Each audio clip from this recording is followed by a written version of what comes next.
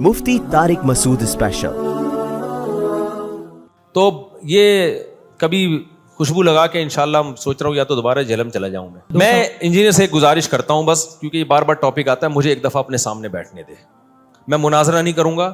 میں جیسے آپ نے ہر ایک کو سوال کرنے کی اجازت دی ہے، میں بھی آپ سے ایک طالب علم بن کے آؤں گا، اسٹوڈنٹ کی حیثیت سے، بہت ادب سے، بہت تمیز سے، کوئی جھگڑا نہیں، کوئی پھڈا نہیں، ایسے بیٹھوں گا آپ کی خدمت میں، آپ کے چرنوں میں، آپ کے پاؤں میں، آپ سے سوال پوچھوں گا. آپ نے یہ جو حدیث پڑھی تھی اس دن، اس کا جو ترجمہ کیا تھا، یہ کون سی کتاب میں لکھا ہوا ہے یہ والا ترجمہ؟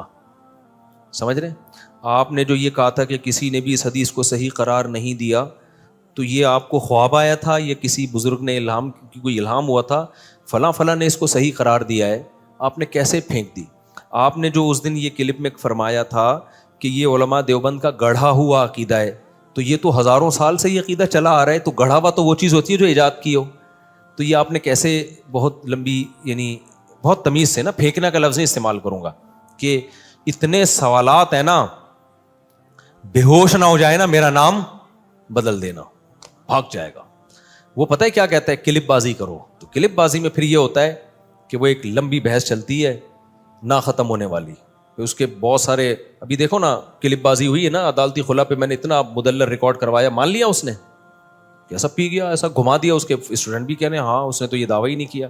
تو اس میں خیانت آسان ہوتی ہے، جب فیس ٹو فیس بیٹھ کے بات ہوتی ہے نا تو پھر بھاگنا بہت مشکل ہوتا ہے. اب یہ عبداللہ بن عباس والی حدیث جو ہے، جابر بن زید کہتے ہیں کہ عبداللہ بن عباس وہ کہتے ہیں میرا خیال یہی ہے کہ ظہر کو مقدم کیا تھا، عصر کو، ظہر کو مؤخر کیا تھا، عصر کو مقدم. فوراً انجینئر نے کیا کہہ دیا، کوئی حنفی نے یہ بول دیا ہے. تو میں جب سامنے بیٹھا ہوتا میں کہتا ہے kindly excuse me sir please. ہم اسکول میں تھے نا، ایکسکیوز می، ایسے اپنی مس کو جب ہم نے کو پوچھنا ہوتا تھا نا، میس، ایسے ہم وہ دیکھا 50-50 میس. میں کہتا سر پلیز. پھر میں کہتا سر یہ حنفی کا الزام غلط ہے اس کے اوپر، یہ عبداللہ بن عباس کا شاگرد ہے یہ. اور نسائی میں تو خود عبداللہ بن عباس سے منقول ہے یہ، لیکن چلو اس میں اضطراب ہے، اس میں بعض لوگ کہتے ہیں عبداللہ بن عباس کی طرف اس قول کی نسبت درست نہیں ہے.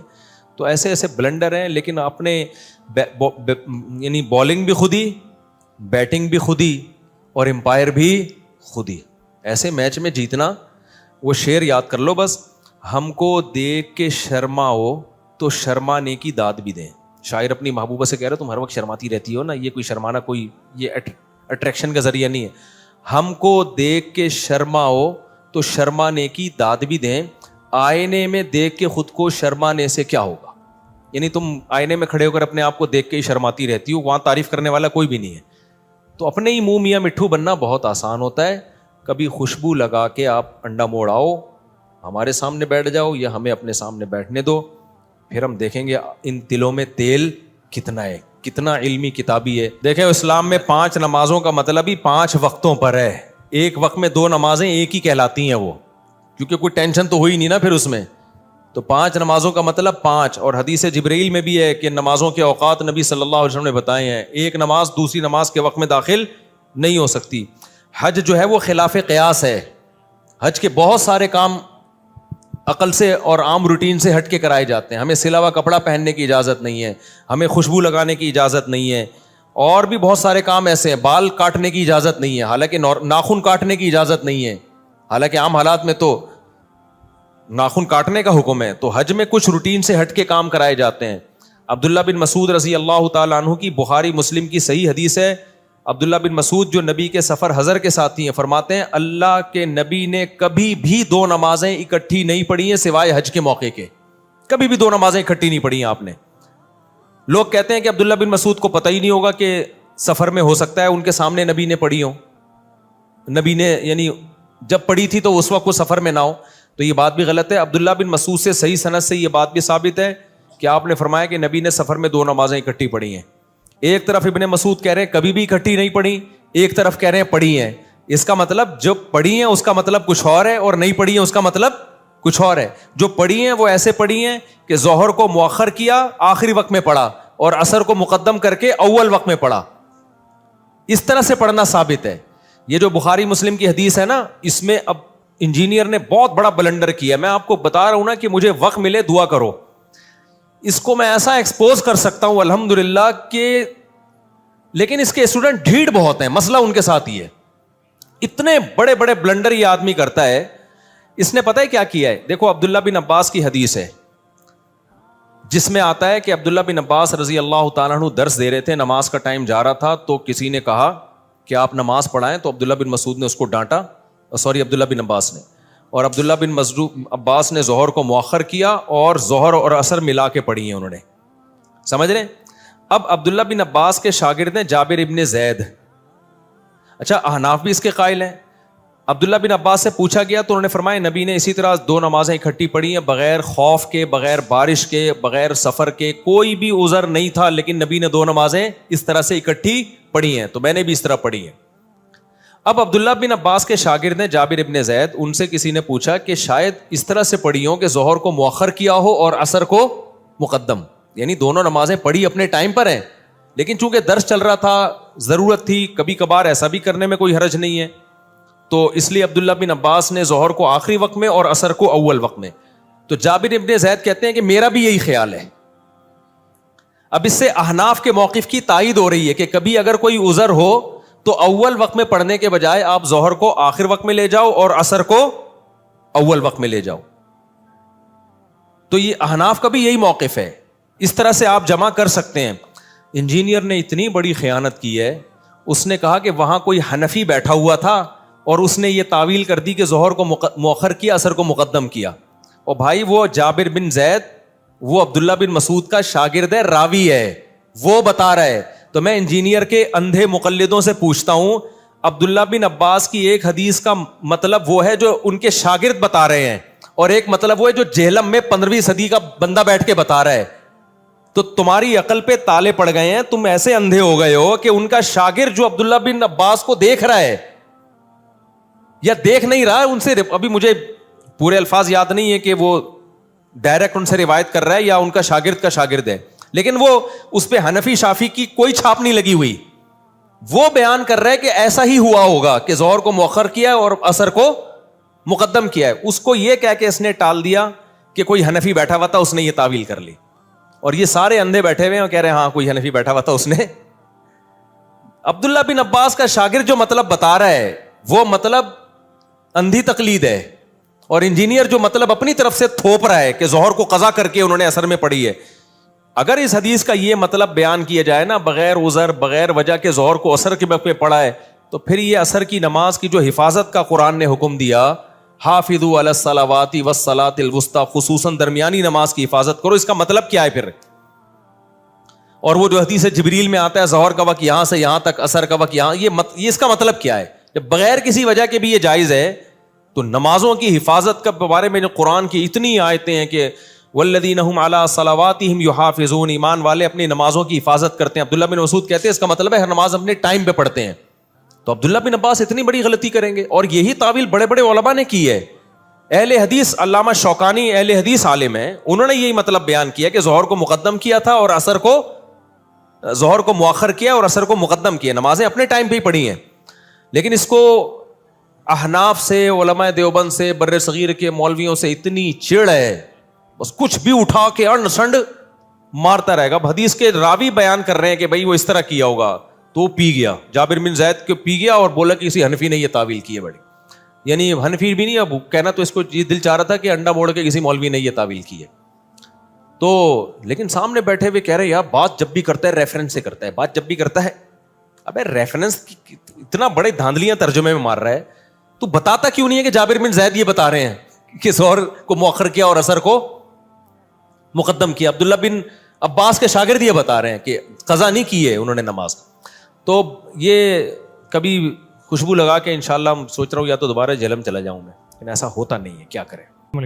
وعلیکم السلام. 2 سوال ہے. ایک تو یہ کہ صف میں نماز پڑھنے اس طرح اگر آگے والی صف نہیں بھری ہوئی ہو, دائیں یا بائیں جگہ رہ گئی ہو, 1 یا 2 بندوں کی صحیح, خاص طور پہ ان مساجد میں جہاں پہ صفیں بہت لمبی ہوتی ہیں جی, اور اس میں نئی صف میں کھڑے ہو جانے سے کیا نماز بالکل نہیں ہوتی ہے, یا یہ کہ نماز ہو جاتی ہے؟ مسجد میں جہاں بھی کھڑے ہو کر اقتدا کرو گے نماز ہو جائے گی, لیکن صف میں خلا کا گناہ ملے گا. امام یہاں کھڑا ہوا ہے, آپ ادھر کونے میں بھی اقتدا کر لو گے نا, نماز ہو جائے گی, لیکن گناہ ہوگا آپ کو. السلام علیکم. وعلیکم السلام. مفتی صاحب میرا سوال یہ تھا کہ اپنی زندگی میں جو نماز قضا کی ہے جی اس بارے میں کیا وعید ہے اور آئندہ جو ان نمازوں کو کس طرح ادا کرے؟ دیکھو زندگی میں ہی نمازیں قضا ہوتی ہیں, موت کے بعد تھوڑی قضا ہوتی ہیں. جو بھی زندگی میں نمازیں قضا ہو گئی ہیں, ایک نماز کا قضا کرنا اکبر الکبائر ہے, کبیرہ نہیں ہے, اکبر الکبائر. کبائر میں بھی سب سے بڑا گناہ ہے, اتنا بڑا جرم ہے نماز کا قضا کرنا. تو نماز ذمے سے ساقط نہیں ہوتی. ہاں کوئی کافر مسلمان ہوا ہے تو اس پہ تو نماز پہلے لازم ہی نہیں تھی نا, لہذا وہ اس دن سے شروع کرے گا. مسلمان جو تھا اس پہ تو جب سے بالغ ہوا ہے نمازیں اس کے ذمے لازم ہے, تو وہ لوٹانا اس پر لازم ہے. لوگ کہتے ہیں قضائے عمری کی دلیل کیا ہے, ان سے پوچھا جائے نہ ہونے کی کیا دلیل ہے. حدیث میں آتا ہے دین اللہ احق ان یقضی, اللہ کا قرض اس بات کے زیادہ لائق ہے کہ اس کو ادا کیا جائے. تو اس میں توبہ بھی کرے اور قضا بھی پڑھ لے. السلام علیکم. وعلیکم مفتی صاحب السلام. میرا ای کامرس کا بزنس ہے, تو پاکستان سے پروڈکٹ باہر بھیجتے ہیں, یو ایس, یو کے, کینیڈا نا. تو اب پاکستان میں پیمنٹ اویلیبل نہیں ہے, پیمنٹ پلیٹ فارم لائک پے پال, اسٹرائپ اویلیبل نہیں ہے. تو باہر ہمارا فرینڈ وغیرہ ہے جس کے ڈیٹیل کے اوپر اکاؤنٹ بنایا ہوا ہے, جس کی ڈیٹیل پہ اکاؤنٹ بنایا ہوا ہے. تو اس سے بنانے سے پہلے پرسنٹیج ڈسکس کی کہ 15% ہم آپ کو پے کریں گے جو بھی ارننگ ہوگی اس کے اندر. تو اب جو بھی ارننگ آتی ہے تو اس کو 15% پے کرتے ہیں. تو یہ سود میں کے زمرے میں تو نہیں ہے؟ یعنی اس کا اکاؤنٹ آپ استعمال کر رہے ہیں؟ جی بالکل. اس کے اکاؤنٹ میں پیسے آتے ہیں جی, اور وہ اپنا اکاؤنٹ استعمال کرنے پر آپ سے جتنی بھی ٹرانزیکشن ہوگی اس کا 15% لیتا ہے پر ٹرانزیکشن. یہ آپ نے اس کو قرض دیا ہے اور آپ اس کو قرض دینے کا ہی, سود تو نہیں ہے یہ, سود نہیں ہے کیونکہ سود تو کہتے ہیں قرض دے کے نفع حاصل کرنا. ٹھیک. تو آپ نے تو اس کو اس کے اکاؤنٹ میں گویا اگر اس کو ہم قرض بھی سمجھتے ہیں نا, قرض دے کے الٹا اسی کو 15% دے رہے ہو آپ, تو یہ سود میں نہیں آتا. باقی یہ کہ یہ شرعاً جائز ہے یا نہیں ہے, تو دیکھیں اکاؤنٹ استعمال کرنے کا متعین پیمنٹ ہونی چاہیے. یہ جو پرسنٹیج کے حساب سے کر دیا نا, پرسنٹیج کے حساب سے جب پروفٹ ہوتا ہے جب ایک کی محنت ہو اور ایک کی انویسٹمنٹ ہو, تو یہ تو مزاربت بھی نہیں ہے اور مشارکت بھی نہیں ہے. یعنی دونوں کی پیمنٹ بھی نہیں ہے کہ اس میں ہم شرکت, کوئی کاروبار ہو رہا ہو پیمنٹ ملا کے, نہ مزاربت ہے.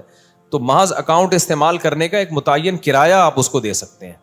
تو اس کو اس طرح سے کہہ کریں کہ بھائی میں آپ کا اکاؤنٹ استعمال کروں گا, اس کا اسپیسیفک میں اتنا رینٹ دیا کروں گا آپ کو. اور سب دوسرا سوال یہ ہے کہ جس طرح سے بات کی جاتی ہے کہ ریاست کے ساتھ جو ہے نا وہ ایک تعمیری رویہ ہونا چاہیے, مطلب بغاوت کا یا جھگڑے کا, فساد کا نہیں ہونا چاہیے. جی البتہ احتجاج کرنے کا حق ہے. تو کل یا پرسوں کی بات ہے, یہ فلسطین کے سلسلے میں اسلام آباد میں ریلی وغیرہ ہو رہی تھی. سینیٹر مشتاق احمد خان وغیرہ ان کی ٹیم تھی پوری. تو جس طرح سے ان کو پولیس کی گاڑیوں میں بھرا گیا ہے, ڈالا گیا ہے گردنوں سے پکڑ کے, اور اسی طرح سے ابھی کل یا پرسوں کی بات ہے ایک کراچی یونیورسٹی کے پروفیسر کو اغوا کر لیا گیا ہے. تو اس طرح کے واقعات پہ آپ کے پاس اگر جائز راستہ بھی نہ ہو احتجاج کرنے کا یا ریکارڈ کروانے کا, تو پھر اس صورت میں آدمی کیا کرے؟ خاص طور پہ جامعۃ الرشید کا کیا موقف ہے, جبکہ ان کی طرف سے خاص کے تاکید آتی ہے کہ آپ حمایت کریں اداروں کی. اس طرح کے واقعات پہ جامعہ کا رد عمل کہاں پر آتا ہے اور کس طرح سے آتا ہے اور کس طرح سے آتا ہے؟ دیکھو اس صورت میں سب سے پہلی بات یہ کہ جب تک دونوں طرف کی بات نہ سن لو کسی ایک کو فیور نہ کرو.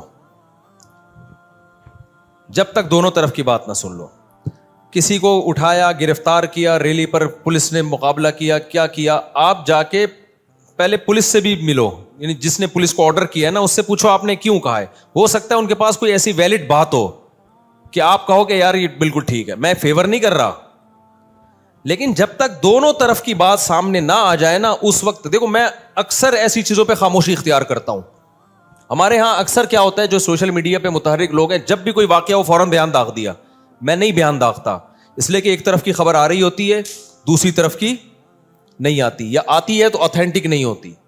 تو ہم نے زندگی میں بہت تجربے کیے ہیں. ہم بعض دفعہ پورے کانفیڈنس کے ساتھ کانفیڈنٹلی کسی کو درست سمجھ رہے ہوتے ہیں, جب آپ ڈیپ میں جاؤ گے نا تو وہ غلط نکلے گا. ابھی ریسنٹلی آپ دیکھ لو, قادیانیوں کے فیور میں جو سپریم کورٹ نے ایک قانون پاس کیا تھا جس میں قادیانیوں کو تبلیغ کی اجازت دی جا رہی تھی. بہت لوگوں نے مجھے کہا کہ آپ سپریم کورٹ کے جج کے خلاف بیان دو. میں بیان دے دیتا, مجھے پتا تھا کچھ بھی نہیں ہوگا میرے خلاف. کو یہ نہیں کہ میں بزدلی کا شکار ہو گیا. میں نے کہا یار پہلے جب تک میں لا پڑھوں گا نہیں, لکھا ہوا کیا ہے, پروپیگنڈے کا فوراً شکار نہیں ہونا چاہیے. پہلے تو پڑھو اس لا کو, دیکھو ہے کیا, کیا بھی ہے کہ نہیں کیا, ایسا الفاظ کیا ہیں اس کے. پھر تمیز سے ایک کام کی کوشش کرو, سپریم کورٹ کے جج سے ملنے کی کوشش کرو, یا پیغام پہنچانے کی کوشش کرو, یا اعلیٰ اہلکاروں تک بات پہنچاؤ. ہو سکتا ہے ہمارے احتجاج کے بغیر اور ایک تمیز سے ایک کام ہو جائے. تو ہوا یہ تھا, جب سپریم کورٹ کے جج کا یہ فیصلہ آیا تو آپ کو پتا ہے جنرل عاصم منیر کے ساتھ علماء کی میٹنگ ہوئی ہے نا کچھ دن پہلے, بہت سارے علماء گئے تھے اس میں, تو ہمیں بھی دعوت تھی, ہم بھی گئے. تو وہاں علماء نے یہ مسئلہ جنرل عاصم منیر کے سامنے اٹھایا. بریلوی علماء بھی تھے, اہل حدیث بھی تھے, دیوبندی بھی تھے, سب نے شیعہ بھی تھے. یہ مسئلہ اٹھایا کہ سپریم کورٹ نے, جنرل عاصم منیر نے بلایا اس لیے تھا کہ کوئی کسی کو اعتراض ہے, کوئی اشکال ہے تو کرے. تو یہ مسئلہ اٹھایا کہ بھائی یہ سپریم کورٹ نے قادیانیوں کو تبلیغ کی اجازت دے دی ہے. جنرل عاصم منیر نے کہا کہ آپ وہ قانون پڑھیں, اس میں قادیانیوں کو تبلیغ کی اجازت نہیں دی گئی ہے. پھر بھی پڑھنے کے بعد بھی اگر آپ کو کوئی اعتراض ہے تو ہم اس اعتراض کو دور کریں گے. وزیر اعظم صاحب بھی بیٹھے ہوئے تھے. جب اس قانون کو پڑھا گیا تو ہوا یہ تھا کہ اصل جو قانون تھا نا وہ یہ تھا کہ قادیانی اپنے بچوں کو تعلیم, یعنی تعلیم کا لفظ تھا جو اپنے بچوں کے لیے تھا, لیکن اس قانون میں یہ سقم تھا کہ اس سے قادیانی غلط فائدہ اٹھا سکتے تھے. نہیں, جج کی نیت تبلیغ کی نہیں تھی کہ قادیانیوں کو تبلیغ کی جائے, لیکن ورڈنگ ایسی تھی کہ اس کے دو مطلب نکلتے تھے, اور کل فیوچر میں قادیانی اس تعلیم کے لفظ کو جو اپنے بچوں کو جو پڑھا رہے ہیں نا اس کو بنیاد بنا کر وہ تبلیغ بھی کر سکتے تھے. لہذا یہ بات پھر حضرت مفتی تقی عثمانی صاحب کے پاس گئی اور دیگر علماء کے پاس گئی. تو پھر علماء نے یہ احتجاج کیا, کہا کہ بھائی یہ جو لفظ ہے نا, اگرچہ جج کی نیت یہ نہیں تھی کہ تبلیغ کی اجازت دی جا رہی ہے, جج کی نیت ٹھیک تھی, لیکن اس الفاظ میں یہ سقم ہے. تو بڑے آرام سے کام ہوا. ہمیں پتا چلا کہ جج بھی قادیانیوں کے 100% خلاف ہے. جتنے ہم خلاف ہیں نا, ہم سے زیادہ وہ سپریم کورٹ کے جج خلاف تھا. اس نے فوراً چینج کر دیا اس کو. ابھی حضرت مفتی تقی صاحب سے نہیں بات چیت ہوئی ان کی. تو ایک کام آرام سے ہو سکتا ہے, کچھ غلط فہمیاں بھی ہوتی ہیں, ہم کیوں فوراً حکمرانوں کے خلاف, فوج کے خلاف, جج کے خلاف کیوں ایک تماشا کھڑا کر دیں. جتنا اختلاف, فوج کے خلاف بھی اختلاف رکھو, جتنا ہے اتنا رہنے دو اس کو. ہر چیز میں نہیں ہم نے اگینسٹ جانا ہے. بہت سارے کام بڑے, LGBT کا جو مسئلہ ہے, یہ بل پاس ہو گیا تھا نا, تو کیا ہوا, علماء اور یوتھ کلب والے بھی اور دوسرے لوگوں وکلاء سے ملے, اسمبلی میں بات ہوئی, بڑے آرام سے کیا ہو گیا, یہ چینج ہو گیا. بہت تمیز سے کیا ہو گیا, چینج ہو گیا. اسی طرح دفاع صحابہ کا مسئلہ ہے, وہ تمیز سے کام نہیں ہوا تو وہ رہ گیا. جو ناموس صحابہ کا لا تھا نا, وہ ایسے نہیں ہوا, آرام سے بیٹھ کے نہیں ہوا, وہ جوش و خروش سے ہوا ہے, لہذا وہ رہ گیا. تو اس لیے ایک دم نہیں جذبات میں آ جانا چاہیے. تو ہمیں جس چیز کا نہ پتا ہو, خاموشی ٹھیک ہے, کسی کو نہ مخالفت کرو نہ فیور کرو. پھر گورنمنٹ بہت سے لوگوں کو اٹھا رہی ہوتی ہے, ہم بے گناہ سمجھ رہے ہوتے ہیں, بہت سے بے گناہوں کو بھی اٹھاتی ہے, لیکن بہت سے ایسوں کو اٹھاتی ہے ہم بے گناہ سمجھ رہے ہوتے ہیں, لیکن آپ ان کی ہسٹری میں جاؤ گے تو وہ بے گناہ ہوتے نہیں ہیں, وہ کہیں نہ کہیں کرمنل ایکٹیویٹی میں ہوتے ہیں. ایجنسیوں کے پاس بہت خبریں ہوتی ہیں, لیکن بہرحال ظلم بھی ہوتا ہے. 100% اگر یقینوں کے ظلم ہے پھر یقیناً آواز اٹھانی چاہیے, لیکن 100% ہوتا نہیں ہے. دوسرا, بعض دفعہ گورنمنٹ کے سامنے ایک چیز یہ بھی ہوتی ہے کہ گورنمنٹ کئی محاذوں پہ لڑ نہیں سکتی ہے. آپ کو پتہ ہے بلوچستان میں بس روک کے کتنے پنجاب کے لوگوں کو مار دیا, KPK میں دھماکے, بہت ساری جگہوں پہ گورنمنٹ الجھی ہوئی ہوتی ہے. تو اس میں گورنمنٹ کی یہ رائے ہوتی ہے کہ ہم ایک نئی پھٹیک نہیں پال سکتے. ہم نیا مسئلہ ایشو کھڑا ہوگا نا تو ملک کی سالمیت خطرے میں لگ جائے گی. میں گورنمنٹ کو فیور نہیں کر رہا, ہو سکتا ہے گورنمنٹ غلط کر رہی ہو, مسئلہ یہ نہ انہوں نے بنا لیا ہو, لیکن یہ پاسبل تو ہے نا کہ ہو سکتا ہے یہ ہو. تو اس لیے بہت ڈیپ میں جا کے جب تک چاروں طرف سے دلائل کے اچھے تجزیے نہ ہو, اس تک خاموشی کیا ہے, بہتر ہے. من سمتا نجا, حدیث میں آتا ہے جو خاموش رہ گیا نجات پا جائے گا, جو بولے گا تو پھر اللہ اس سے پوچھے گا کہ کیا دلیل تھی تمہارے پاس. تو سپریم کورٹ کا مسئلہ تھا. اچھا, وہ جو عمران خان کے دور میں ڈیم کے لیے چندہ جمع ہوا ہے, کتنا لوگوں نے ہمیں کہا کہ آپ بھی مفتی صاحب اعلان کریں, پانی پلانے کی اتنی فضیلت ہے, آپ بھی کہیں کہ لوگ چندہ دیں. میں نے کہا نہیں, ٹھیک ہے, ہمیں عمران خان پہ اعتماد تھا کہ وہ کرپٹ نہیں ہے, لیکن میں نے کہا میں چندے کا اعلان کروں, کروڑوں اربوں روپے لوگوں کے چندے کے ڈیم کے لیے ہو جائیں, کل عمران خان کی حکومت گئی. صحیح ہے نا. دوسری بات یہ کہ عمران خان کے پاس کیا ایسا پیکیج ہے, کیا فریم ورک ہے, وہ ہمیں بتائے نا, ہمیں اعتماد میں لے, وہ علماء کو جمع کرے, وزیر اعظم صاحب بتائیں کہ بھائی یہ چندہ آئے گا تو پاکستان میں جیسے پہلے چندے ضائع ہوئے ہیں, میں اس کی نگرانی کر رہا ہوں, اس کے لیے ہوائی بات نہیں, میں نے یہ ورک کیا ہوا ہے اس پہ, یہ پیپر ورک ہے اور یہ اپلائی جو ہے نا اس کا امپلیمنٹ اس طریقے سے ہوگا پورا پراپر. جب اعتماد ہوگا ہمیں پھر ہم اعلان کریں گے بھائی چندہ دو. تو وہی ہوا, دیکھو اگر میں اعلان کر دیتا تو میرا پروگرام بڑھ جانا تھا. لوگ کہتے ہیں مفتی صاحب ہم نے آپ کے منہ پہ جو ہے نا کروڑوں کروڑ روپے دیے, ڈیم کا ایک کیل بھی ٹھکتی بھی ہمیں کبھی نظر نہیں آئی. اب اس میں عمران خان کا قصور تھا یا آرمی چیف کا قصور تھا, وہ ایک الگ بحث ہے, وہ ایک نیا دلدل ہے. لیکن ڈیم بہرحال نہیں بنا اور لوگوں کی رقمیں ضائع ہو گئی. تو اس لیے میں نے خاموش. اچھا میں نے یہ بھی نہیں کہا کہ نہیں دو چندہ. لوگوں نے کہا پھر جب اعتماد نہیں ہے تو آپ اعلان کرو بھائی ڈیم میں چندہ مت دو. میں نے کہا کیوں, ہو سکتا ہے بن جائے بھائی, میں کیوں لوگوں کو خیر کے کام سے جو ہے کر رہے ہیں, اپنی ذمہ داری پہ کرے. تو اس لیے من سمتا نہ جا, بہت ساری چیزیں ایسی ہیں, چپ بیٹھے رہو, یہ آپ کے لیے زیادہ بہتر ہے. تو خاموشی اختیار کرو. فیور کرنے میں بہت ڈیپ میں جا کے دیکھو. ہمارے ہاں لوگوں کی فطرت پتہ ہے کہ ہمیشہ طاقتور کے خلاف بولتے ہیں. یہ ٹرینڈ ختم ہونا چاہیے. ہمیشہ طاقتور کے خلاف بولتے ہیں. لوگ سمجھتے ہیں طاقتور ہمیشہ غلط ہوتا ہے. اس کی میں ایک مثال دیتا ہوں. لینڈ کروزر والا جا رہا اور بائک والے کو ٹکر ہو جائے, لوگ بائک والے کو پڑھ کے کبھی کٹ نہیں لگائیں گے. کٹ کس کو لگائیں گے؟ کیونکہ طاقتور کون ہے, وہ ہے. حالانکہ غلطی بائک والے کی بھی ہو سکتی ہے. ٹرک کے نیچے بائک والے آتے ہیں, پٹتا کون ہے؟ ٹرک والا. حالانکہ 20 دفعہ ہم نے دیکھا ہے غلطی کس کی تھی؟ ٹرک والا تمیز سے چلا رہا ہے, اس کو پتہ نہیں یوں گھس کے ٹائروں کے بیچ میں سے نکلنے کا شوق تھا. پٹتا ہمیشہ. یہ لوگوں کی نیچر ہے. وجہ اس کی یہ کہ جب آپ طاقتور کے خلاف بولتے ہو تو لوگ بہادری کا خطاب دیتے ہیں, کمزور کے خلاف بولتے ہو تو لوگ کہتے ہیں یہ طاقتور کا چمچہ ہے. نہیں آ رہی میرا خیال ہے بات. مثال کے طور پر امریکہ میں مجھے کوئی اچھی چیز نظر آئے نا, جب میں بولتا ہوں امریکہ کی یہ چیز اچھی ہے, لوگ کہتے ہیں دیکھو یہ چمچہ گیری کر رہے ہیں. مجھے 5 روپے بھی نہیں ملتے امریکن گورنمنٹ سے. آپ کہتے ہو مفتی صاحب کو ڈر ہے, پابندی لگا دیں گے, لگا دیں. میرا کون سا وہاں بچے ہیں یار, 2 دفعہ جا چکا ہوں, مجھے وہ کیا ہے, تو تبلیغ کے لیے جا رہے ہیں, تو ہمیں کیا لینا دینا بھائی اس سے. لیکن کیا ہے کہ جب بھی آپ طاقتور کے حق میں بولو گے, لوگ آپ کو بزدلی کا تانا دیں گے, چمچہ گیری کا تانا دیں گے. اور جب بھی کمزور کے خلاف بولو گے تو لوگ آپ کو ظالم کہیں گے. تو آپ نے یہ نہیں دیکھنا کہ طاقتور کون ہے, حکومت میں کون ہے, کمزور کون ہے, نہ, آپ نے ہمیشہ دیکھنا ہے حق پر کون ہے. اگر ٹرک والے نے بائک والے کو ٹکر ماری, غلطی بائک والے کی ہے, تو پٹے گا کون؟ بائک والا پٹے گا, لینڈ کروزر والا نہیں پٹے گا. سمجھ رہے ہو؟ ہمیشہ ساتھ کس کا دینا ہے؟ حق کا ساتھ دینا ہے. اگر حکومت صحیح کر رہی ہے, پبلک کی طرف سے کوئی غلطی ہو رہی ہے تو حکومت کو فیور کرنا ہے. حکومت غلط کر رہی ہے, پبلک صحیح کر رہی ہے, تو فیور کس کو دینا ہے؟ پبلک کو فیور دینا ہے. تو حق کا ساتھ دینا ہے. لیکن ہمارے یہاں یہ نہیں ہے. ہمارے یہاں ہمیشہ طاقتور کے خلاف بولا جاتا ہے, اس کو کمال سمجھا جاتا ہے. یہ دیکھا نہیں جاتا کہ اب حکومت کسی کو بھی پکڑ کے اندر کر دے گی, ظلم ہی ہے. بھائی ہو سکتا ہے ظلم نہ ہو, یہ عین انصاف ہو, آپ کے ملک پہ امن کے لیے ہو رہا ہو, اور یہ بھی ہو سکتا ہے کہ ظلم ہو. تو جو ہے تحقیق کے بعد آپ بات کرو.